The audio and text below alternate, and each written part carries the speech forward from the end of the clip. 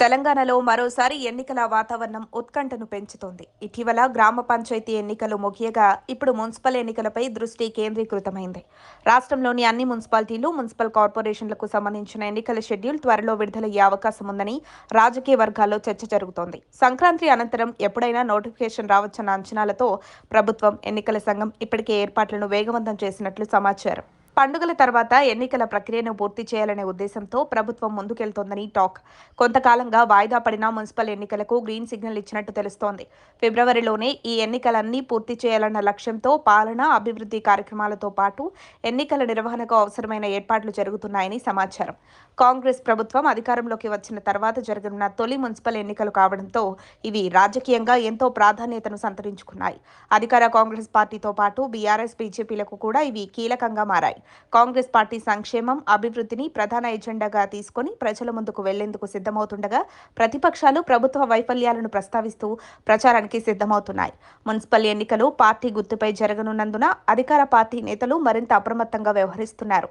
గ్రామస్థాయి ఎన్నికల్లో బయటపడ్డ అంతర్గత విభేదాలను పునరావృతం కాకుండా చూడాలని ఎమ్మెల్యేలు తమ నియోజకవర్గాల్లో ప్రత్యేకంగా దృష్టి పెట్టినట్టు సమాచారం.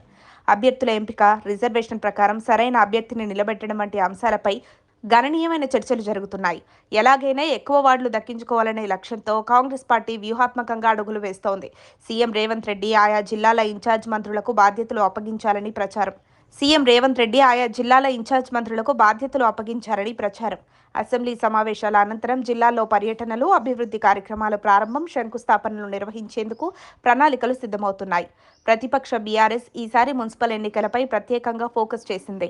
పంచాయతీ ఎన్నికల్లో ఆశించిన ఫలితాలు రాకపోవడంతో పట్టణ ప్రాంతాల్లో బలాన్ని చూపించేందుకు కొత్త వ్యూహాలు రూపొందిస్తోంది. గతంలో మున్సిపల్ శాఖ మంత్రిగా పనిచేసిన కేటీఆర్కు ఎన్నికలు కీలకంగా మారాయి. తమ పాలనలో జరిగిన అభివృద్ధిని ప్రజలకు గుర్తు చేస్తూ కాంగ్రెస్ ప్రభుత్వ లోపాలను ఎత్తిచూపాలని పార్టీ భావిస్తోంది. బీజేపీ కూడా మున్సిపల్ ఎన్నికలను అవకాశంగా భావిస్తోంది. గ్రామీణ ప్రాంతాల్లో ఫలితాలు అంతగా అనుకూలంగా లేకపోయినా పట్టణ ఓటర్లలో తమకు మెరుగైన మద్దతు లభిస్తుందన్న నమ్మకం కమలం పార్టీ నేతల్లో ఉంది. కేంద్ర ప్రభుత్వ సహకారంతోనే పట్టణాభివృద్ధి సాధ్యమవుతుందన్న వాదనతో ప్రజల్లోకి వెళ్లేందుకు బీజేపీ సిద్ధమవుతోంది. ఎంపీలు, నేతలు ఎన్నికలపై పూర్తిగా దృష్టి పెట్టేలా వ్యూహాలు రూపొందుతున్నాయి. సంక్రాంతి తర్వాత ఈ నెలాఖరులోపు ఎన్నికల నోటిఫికేషన్ విడుదలయ్యే అవకాశం ఉందని రాజకీయ వర్గాలు అంచనా వేస్తున్నాయి. సీఎం రేవంత్ రెడ్డి జిల్లాల పర్యటనకు సిద్ధమవుతుండగా బీఆర్ఎస్, బీజేపీలు కూడా మున్సిపాలిటీల్లో ప్రచారానికి ప్రణాళికలు సిద్ధం చేసుకుంటున్నాయి. మొత్తంగా తెలంగాణలో మరోసారి ఎన్నికల సందడి మొదలయ్యే సూచనలు స్పష్టంగా కనిపిస్తున్నాయి. మరిన్ని అప్డేట్స్ కోసం మా కాయ్ టీవీని సబ్స్క్రైబ్ చేసుకోండి. మా వీడియో కనుక మీకు నచ్చినట్లయితే లైక్ చేయండి, షేర్ చేయండి. మీ విలువైన అభిప్రాయాలను కామెంట్ బాక్స్లో తెలియజేయండి.